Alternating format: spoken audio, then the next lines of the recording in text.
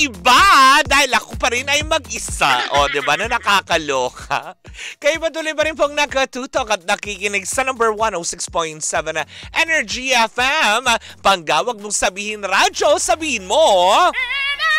Diba? Sa ngalan pa rin ng aking partner na ngayon ay nangongolekta na ng kanyang mga paninda. Matapos mag-deliver, ipadala mga paninda. Collection! Collection ang tawag dyan. Sa ngalan ng aking partner na si Tita Cora, ako po si Kapitana Sisa. At ito pa rin ang Baklita sa Woo! Woo! Diba? Hello pa rin po sa lahat pa rin po ng mga nakatutok ngayon sa atin, lalong-lalo sa mga karinderya ngayon na mga nag-early lunch na, diba? Lalong-lalo dyan sa may Pasig Mega Market. Hello po sa inyong lahat. Diba? Ang sasarap ng mga pagkain dyan sa mga kari-karinderya dyan. Namimiss ko nang kumain dyan. Hayaan nyo, one of these days, mali nyo bigla nila akong bumulaga. Bumulaga talaga dyan sa lugar ninyo. Diba? Hello din sa ating friendship, ang reyna ng Sydney na si, Kathy Amos na ngayon ay naglalayag. Diba? Inililibot ang buong Asia. Taray! Ikaw na, Marce. Pero eto na nga, mukhang hindi lilibot pero mukha yatang mas lumalaki. Alam mo yun, ang gulo. Hindi naman gulo talaga, diba? Nagiging gulo na lang dahil sa mga panggulo. Diba? Na nakakaloka itis.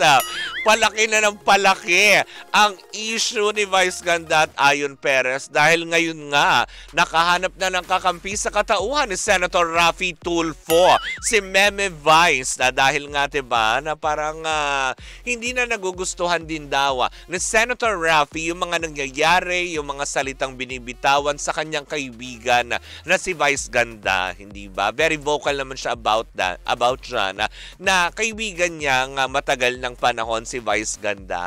Kaya nalulungkot siya dahil nga sa pagbatikos ng mga tao, may mga politicians na mga nagsasalita ng hindi maganda. Nasabi nga ni Senator Raffy is hayaan natin yung tamang ahensya ang magbigay, ang magpataw ng parusa kung talagang may nilabag nga silang kasalanan.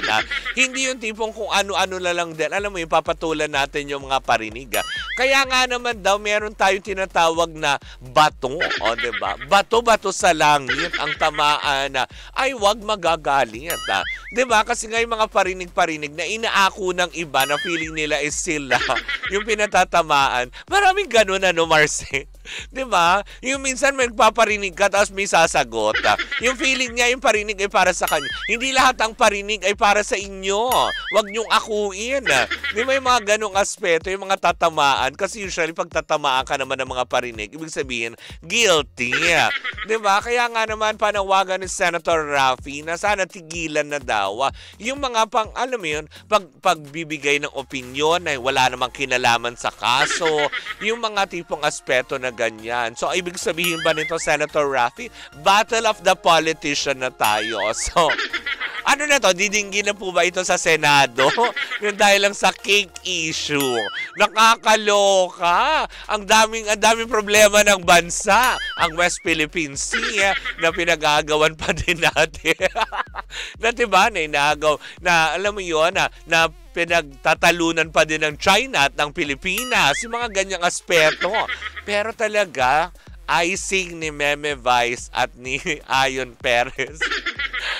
Alam mo yun, na umabot na sa hindi ba sa Senado, kung hindi na sa mga politiko at nagiging national issue na, diba? Yung mga nasalanta ng bagyo, yung mga sakuna na dumating na kung ano man, ang dapat nating atupagin yung pagtaas ng gasolina. Hindi ba pwede yun? Talaga ba isasama natin ang icing ni Meme Vice?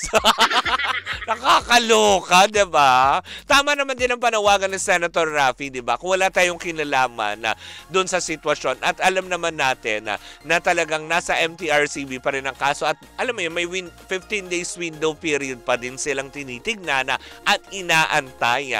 Hayaan natin yung ahensya ang magdesisyon kung talagang may nilabag. Hindi yung tipong tayo yung magbibigay ng opinion natin at uulitin natin, diba? Gagawing trial by publicity naman, diba? Siyempre, nagsasalita siya bilang kaibigan din ni Meme Vice Although siguro, 'di ba, bilang mambabatas, kung may makikita din siyang mali, siguro sasabihin din niya at hindi rin naman niya ito-tolerate siguro yung kanyang kaibigan. Pero nanawagan siya na wag naman yung tipong, alam mo yun, sagad-sagarin natin na para bang tayo ay malilinis na tao. Ganun ba yun, Senator Raffy? Oh, nakakaloka. So bukas-bukas niya, nandiyan na sa programa ni Senator pinatutulfo na po si former Senator Enrile. Char-char lang. Char! O, mga pikon dyan, diba? Na nakakaloka. Malay nyo, diba? Sabi nga namin kabo ni Tita Cora, baka dinggin din yung kaso ni Meme Bay sa pamunuan ng mapunta sa NTC. Sa MMDA, sa DPWH, diba? Sa DSWD. Nakakaloka yun, diba? Pero tama naman din. Hayaan na lang din natin siya. Tigilan na natin yung pagbibigay ng mga opinion na hindi naman din makakatulong sa atin. Ang dami, ulitin ko lang ang daming problema ng bansa. Para ito pa, alam mo yun, tsaka ang dami din kasong nakabinbin sa Supreme Court para unahin ito ng husgado natin. Madaming dapat bigyan ng hustisya. Di ba yung mga ganyan? Para sa icing, nakakaloka ito. Anyways, ayan kung saan man nahantong ang parinigan na naman, alam mo yun, kung saan ba, baka susunod sa kongreso na ito umabot. Nakakaloka yun. Hindi ko na kinakaya. Di ba? Anyways, kung saan pa rin nahantong ito, sama-sama pa rin baka tutukan, ulitin ko, may 15 days pa na window period ang Showtime para umapila sa inirereklamo para sa kanila. Hindi ba? So, antayin na lang din natin yung final decision mula sa MTRCB. Huwag tayong bida-bida. Diba? Nakakalok. Ang daming crew ng Jollibee. Free siren yata. Huwag na kayo tumama. Bawal pa mag-apply. Diba? Yung mga bida-bida dyan. Anyways, yan po muna natatapos ang ating chikahan for today's video. Muli po ako po sa Kapitana Sisa sa ngalan ng aking partner na si Tita Cora. Ito pa rin ang Baklita sa Woo! Woo! At tuloy-tuloy pa rin po ang ating tugtugan. Siyempre dito po lamang yan sa number 106.7 Energy FM. Panggawag mong sabihin radyo, sabihin mo